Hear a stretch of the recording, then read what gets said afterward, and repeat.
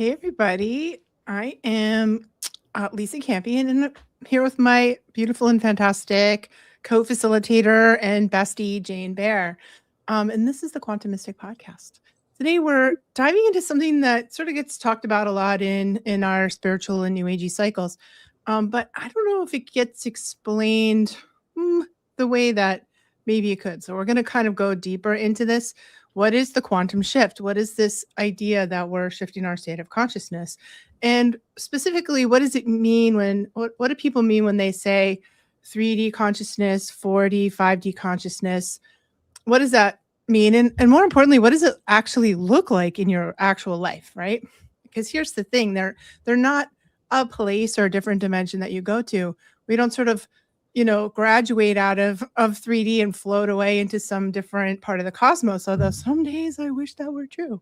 But these are states of consciousness that we're talking about, and how are these states of consciousness relate to our current, what we're experiencing, how we're experiencing life in the current moment. So we really move between these states of consciousness very fluidly, and you know that's what we want to talk about, just kind of what this all means, how the 3D world is the world of form, the world of survival, the body, the bills, the rules that you have, where the ego runs the show. And we don't want to throw the baby out with the bathwater here. We need this to be part of this dimension. Fourth dimension is that bridge where our intuition is, our emotions, our sort of psychic world, and our energetic life live. And the 5D unity consciousness, unconditional love, like the quantum self, like the connection to the multidimensional reality. And really, most of us aren't just parked in one dimension. We're floating through these as we need, and sometimes really unconsciously, sometimes with more consciousness. So we're going to break this down and talk about this in real practical terms, just to not as like kind of a spiritual hierarchy, like, oh, you're better than somebody else if you've made it into the fifth dimension, right? But we just want to get clear on what's going on, or at least talk about it, and see how it relates to our life, right? So let's get to it. Yeah. Hi, everybody. Yes, I know it's an interesting topic. It's one I often just kind of not avoid, but I think it's gotten so abstract and people get very attached to it that I'm like, just throw it out. There are times where I'm like, let's just not talk. Like, it doesn't even matter. But it is good to have some context. And so I'm glad we're having this conversation. And if you're listening to us live, say hello. You can get into the chat and just say if you're in this crazy snowstorm that I know Lisa's in, or where you are listening, and what your experience with this topic is about the quantum shift, 3D, 4D, 5D, your understanding, or maybe even questions, because we love to have you guys join in.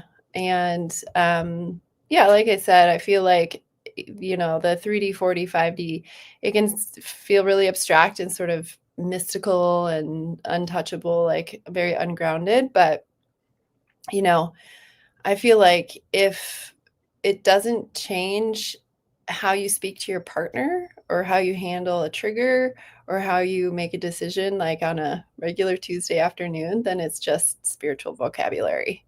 It doesn't matter. The quantum shift is really not a location. It's a way of relating to your own experience. And that's, I'm going to always bring it back to like the embodiment of everything, because otherwise, what's the point? Because we are human and we're meant to be doing this here. And I feel like, the quantum shift is when you really stop living as a reaction to life and you start living as more like a conscious participant in it, moving away from like, this is happening to me, to moving into like, this is happening through my field of consciousness. Now what am I going to do with it? And one thing that's really, really key is we can't do this without a regulated nervous system. we can't access higher states of consciousness without that nervous system being in a state of regulation, which doesn't mean calm, just means regulated. It means that we can move through emotions in an embodied way. And real quick, hi, Jody. Nice to have you here. Yeah, so I know that, Lisa, you talk about 3D, 4D, 5D probably more than I do. Yeah. But, like you said, I feel like 3D consciousness is really about like identity and survival, right and wrong, me versus you, scarcity and control. Like it's very here, right? Mm-hmm. But it's like that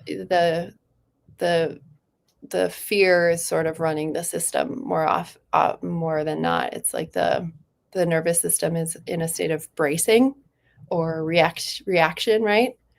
Yeah. Um, Not always, though. I mean, I think that we can be in that 3D state of consciousness and have it and have it be really useful when we're regulated, right? Yeah. So, like that is like, and maybe that's my training as a martial artist. I think, sort of the ultimate, and I actually happen to like love this model and use it all the time in my I teachings know. because I love a model. Like I like, and I try not to get too attached to my models, and I hold multiple models of, but I do Yeah. like them because I just feel like it kind of gives us a structure to begin the conversation or to explain the experiences. And I like it because it explains my experiences. So I understand it for myself. But I think there is a way, like with each dimension, which dimension, if we want to call it that there's a shadow and light aspect to it, Yeah. and that the shadow aspect of the 3D is what you said, like on jacked up nervous system, totally freaked out, living in fear, living in polarity, like just turn on the news right now and you'll see an example of the shadow of the Yeah. 3D. But Power there's also, I think, a struggle, light, power struggle, like violence, like needing to be crazy right. Yeah. insanity, and yet there's like the light side of it is more like what I think of as the martial arts, like to be grounded, powerful in the moment, able to handle what the 35 inches of snow or the bear that's coming down the road at you or whatever it is. Like that can be just like, okay, I'm going to deal with this. And if we didn't have that, like we'd all be dead. We all would have died in the caveman days. So I think there can be a light side. I don't think we need to throw the baby out with the bathwater. Our egoic self is functional and needed. We drop it when we leave the planet, but until we do, we kind of need that thing. Well, and do you feel like the 4D consciousness is the awareness of the patterns? It's like that's where you begin to awaken to your triggers and your shadow and your conditioning and the emotional loops. So you're still feeling fear. You're just not getting as triggered by it. You can like more be in the observer. I think that it also has a shadow and light side, like the shadow of the 4D world, the spiritual, quote, air quotes, spiritual world is like spiritual bypassing and the love and lighters and the like, there's nothing, there's only like, there's nothing to see here. It's all love. Like that's, or living in sort of, fantasy really about what is going on. Spiritual fantasy, that thinks is the shadow side, and the light side is what you said, like a self observation, self insight, like looking, arising out of the, lower chakras, lower 3 chakras, and living it more in the upper chakras, where we can really sort of, when they say do the work, I think that happens in the 4D world for the most part. Yeah, that's like where shadow work lives. Yeah. It's where like probably therapy is and where, yes, I think spiritual seekers are hanging out. Yeah, all the healing modalities really are in that. Yeah. Reiki and all the healing modalities are mostly in that world. And it has a a shadow side too, which we talk a lot about in this podcast. Like what is that? Yeah. The bypass, right? Right. And you can get really stuck there analyzing forever. Mhm. Like constantly analyzing where a trigger comes from or what's happening or why, or, that can be its own, um, it can be its own trap, I think, You get stuck in the story, right, of your past lives, or you get stuck in the story of, like, whatever your wounding is, you know? Yeah. Yeah. Um, I think we can and then sort of loop that into our identity in a pretty strong way. Something Yeah. we see a lot in the spiritual communities, right? Yeah. Yeah, because like, oh, the awareness is one thing, but if you're not embodying what you're learning, it sort of becomes just like this loop or this rumination, right? Yeah. Just a shout out if you're listening live, say hi. Hello from upstate Pennsylvania, Nance. Is that Nancy? Hi. Hi, everybody. It is an interesting conversation. And it's funny because even though you and I have talked about this, I don't know, so many times. We've talked about this in our, in the mystery school, and it still is sort of just like, I mean, they're still concepts, right? It's Mhm. still, like you said, it's a framework, and I think that Yeah. that can be really helpful. But you know, we still have these puny human minds that are just sort of, I think, trying to understand the of being human, I think, and so this can help. And let us know what you think about all of this and if the framework helps you guys. Because then, like you were saying, like the love and lighters, which we don't do, is often like can be it's people think the 5D consciousness is all about, suddenly you're somewhere else, like you're living, I don't know, in a different dimension, um, floating around in bliss. But um, I think it's mostly regulated. It's like a regulated embodied awareness. Yeah. Um, and it's like the ability to really feel fear without being ruled by it, and to feel anger without collapsing into it. And I think that truly is what regulated nervous system means. Mhm. Like you can stay open while still like setting clear boundaries, and remain sovereign and in your own personal power with it inside a conflict. So I feel like the coherence between your nervous system, and your thoughts and your words and your actions are all in alignment. That's what I feel Yeah. like 5D That's a great consciousness really is. a great explanation. Hey, Joe from Massachusetts. Dude, how much snow did you get? I wanna know. Um, and yeah, I think it's just all what we can think about here in New England right now at the moment, but, um, I love that definition, and I agree. It's sort of like the physical body, the emotional body, mental body, spiritual body. When there's coherence between all those aspects of ourselves, um, we Joe got 12 inches. Well, I can just say 35 over here in Rhode Island. It's a matter of New England pride, okay? Like, You win. You win. I win because it's 35. It's insane. Um, Ah, yeah, so I think that kind of like one of my spiritual teachers explained it to me. It's sort of like the constant now. Like it's like now, this moment, now, now, now, now. Like you know, um, that's it. yeah. Um, Continually being able to be present in every moment, whether it's in yeah, discomfort or, you know, uh, choosing to respond instead of react. Like you're not escaping pain, you're just present with it, and you can metabolize it and you can alchemize it. I think that's really what 5D is all about. right. And that I mean, I think the trap we have to get into is not where our ego and our egoic self sort of grabs onto this language around unity consciousness, or it's really a felt experience, and for me it's more like a flow state. Like when I know I'm in it when I'm not thinking about it. I'm just in the flow state. I'm in, the moment of I experience it the most when I'm dancing because I belong to this dance group. And when we're in the middle of the flow of that, I'm not thinking about, oh, this is me dancing now, or this, look at this experience I'm having. I'm just in that flow state. And for me, the that 5D consciousness is like a flow state. And I know if I'm thinking about it, I'm not there, you Yeah. know?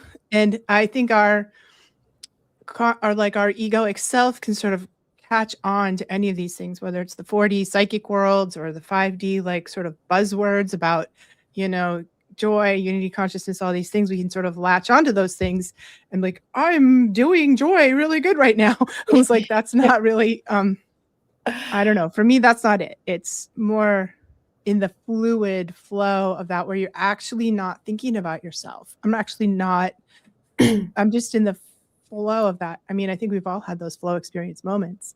And to me, that's time sort of like you lose track of your sense of self, your selfness, you lose track of the flow of time. That's the embodied experience for me anyway.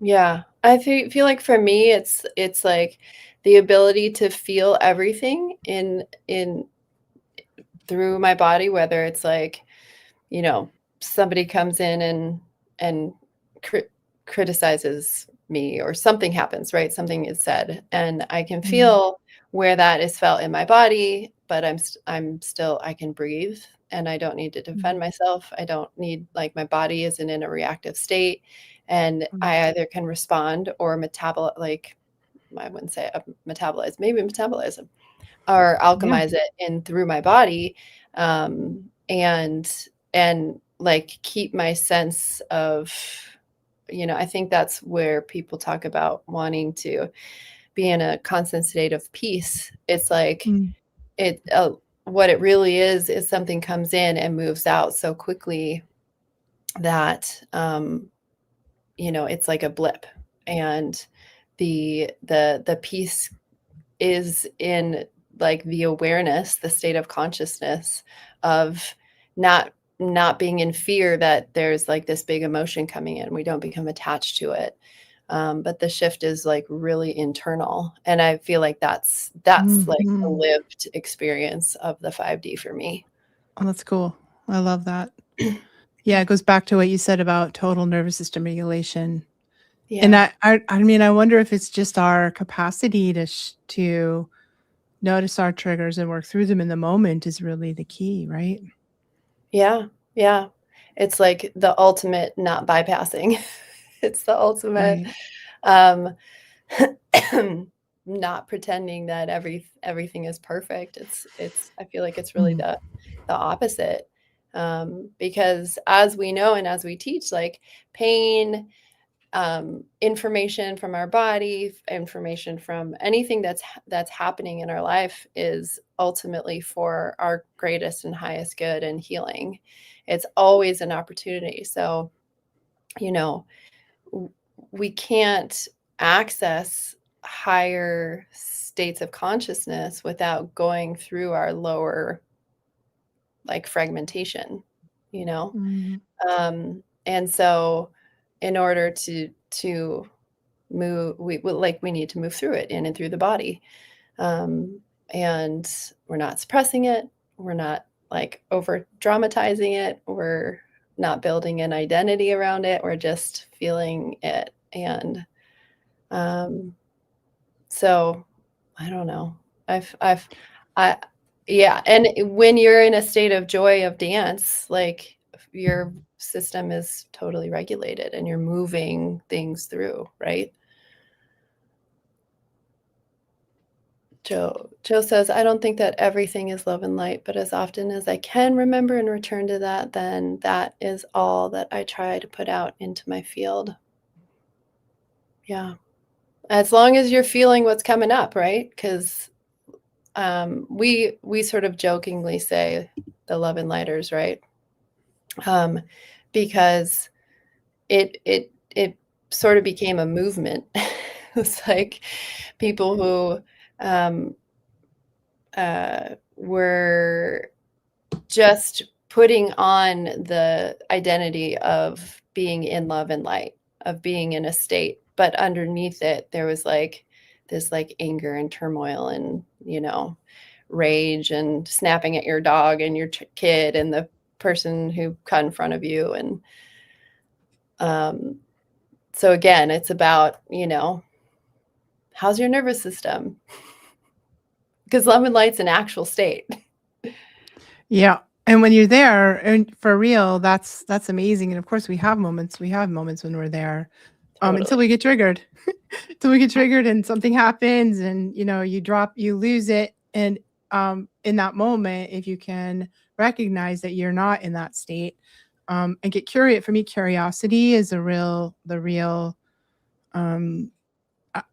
tool that I use to kind of not get trapped in it. Like if because I think it's so easy to go down the role of judgment, you know, like, oh, I'm triggered and we get all judgy about ourselves. And I think to me, curiosity keeps me self-reflecting, but not in a state of judgment. I'm Yeah. like, well, what just happened there? Why did I get triggered? Oh my goodness, can you look at that? Well, isn't that interesting? You know, there that thing is again, that it always comes back to the same few like instances of my life. Oh, it's that thing again. There you are again, old friend. Is kind Yeah. of the, you know, my experience of like, oh yeah, that. And then I can decide. It's almost like I think there's sort of a spaciousness that happens for me where I'm the moment before I get triggered, I'm like, oh, I'm about to get triggered, or I could, you know, I feel like a gap of space. And to me, that space is like the fifth dimension is because the fifth dimension is sort of the space between the spaces, right? And in that spaciousness, I can make a different choice. I can choose something different. I can choose, you know, to not, you know, act out on that. I can choose to like, and what's the research? I just was reading this research that says like our actual emotions last like something like 90 90 seconds. seconds. Yeah. Yeah, 90 90 seconds. physiological explosion of energy. Yeah, That's it. that's it, right? Yeah. And if you let it flow through you, I think if you Mhm. stuff it down inside your body or you stuff it down, it can really like hang around forever, you know? That's what And a if you block let is. that, yeah, Yeah. that sort of process and that kind of, you know, um, go stand in a corner somewhere and breathe and, you know, for that 90 seconds to wait for that 90 seconds to be up and think about and introspect a little bit. And that and to me that space where Yeah. I'm not where nothing is happening is the it's more of the space in the 5D.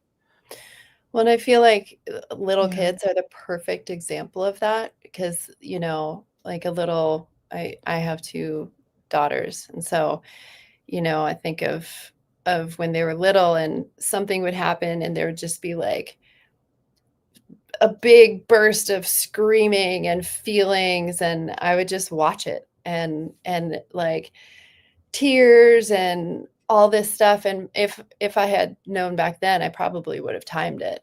I'd be like, "Oh, about a minute, minute and a half, maybe 3," and then they'd be like, "Okay, I'm gonna go outside and play." Like, it was just done, you know, because I wasn't telling him to stop it. I wasn't trying to calm them down. There wasn't any like, I was just so fascinated. And then and then they move on. And all kids do this because they, you know, if they're not conditioned away from it, they just feel the emotion, they let the energy move through their body, and then they move on. And that's like the brilliance of the design of human bodies. And I think we're all looking to get back to that. Um, and you know, sort of realizing that this what we talk about, which is consciousness and expanding consciousness, but also raising consciousness in this case, it's not something that you like visit in meditation. It's something that you take off the mat, you take off the cushion, and you practice in conversation and in parenting and in conflict and in business and in disappointment. And you know, it's like it's in always, it's in everything. But I love like just turn to little kids. That's And cool. ducks. Have you ever seen ducks get into a fight? No. get really like, they peck at each other, their wings are flying, they're just like at each other, and then they're done and they shake it off, and then they're like totally fine and they paddle away nice and gently. But they do a shake. They do a shake. Almost all animals do the shake, Yeah. and that's why the shake works for us too. Like I always say, like crying, laughing, and shaking, those are the ways that we discharge that Yeah. energy out of our body, out of our nervous system. Then we I can love move what on. Joe said. Joe said it's easy to be there when I'm alone. I feel that, Joe. Like I feel that too. And I'm pretty sure there's other people on the planet just to give us that friction. So we have plenty of opportunities to practice. It is. That's the Practice. beauty, right? That's the beauty of Yeah. 8 billion, although I hear now there's more. People is like we're meant to be in relationships so that we can see ourselves and have mirrors everywhere we go. Yeah. Yeah. Hey, Lee from Palmer says they prefer the nervous system resonance over nervous system regulation because somehow regulation feels like externally being told how to keep it all together. That's an interesting thought. Thanks for sharing that. And I guess regulation can be a triggering word for people. And if resonance works for you, then I say go for it. It's a pretty cool concept. Yeah. And that is why I like quickly mentioned, regulation isn't about being calm all the time. Like that's just a misnomer. It's something that I think maybe was over talked about in different spiritual circles of like a regulated nervous system is that we're always in calm and peace and like state, and it's just not that. It's about actually being able to regulate your nervous system. So when something comes in, that burst of energy comes in and you feel rage, you feel the rage. You allow the rage to move through your body. You maybe go like we said, shake or put on some rage music and dance it out, and then it's done. And you're not suppressing it or grief or anger or, what are all the other emotions that we feel? A million of them. We don't push them down because that's where our nervous system becomes dysregulated and in a constant state of like freeze because we're in survival mode or fight or all the things. So yes, I agree with you. And I think it's about clarifying what that actually means. Hey, let's talk about Sedona. Let's do it. We're if you want to hang out with us in person, which of course, who wouldn't want to hang out with us in person because it's so much fun to be with us. We're leading a trip this June to Sedona, a very magical place to be. We got a few spots left, and you can go to either of our websites to check out the more information on it. And we just have a really good time. We do some Jeep tours. We do a UFO tour. We're doing a drumming circle with some really cool friends of ours. We do healing circles. So like quantum healing and readings. Everybody gets one while we're there. And I think this is the third time third annual Sedona retreat, and people keep coming back. And I think that says a lot. It's become such an incredible group.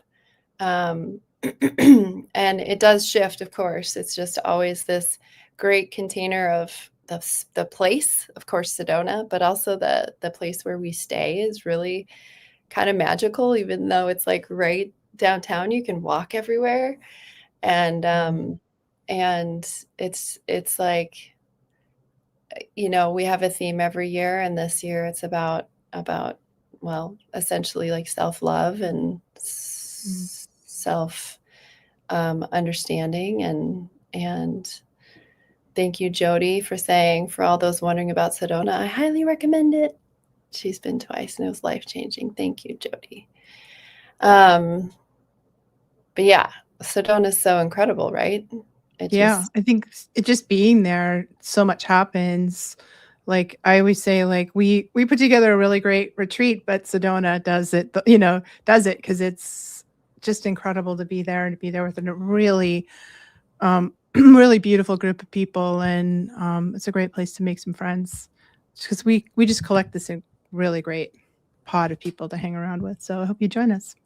Yeah, yeah. And I if you feel like if what we're talking about, then think about the mystery school. We're going to be starting another cohort coming up in June. You can find it at the quantum-mystic.com. And we run this program for 8 months. It's the real spiritual stuff.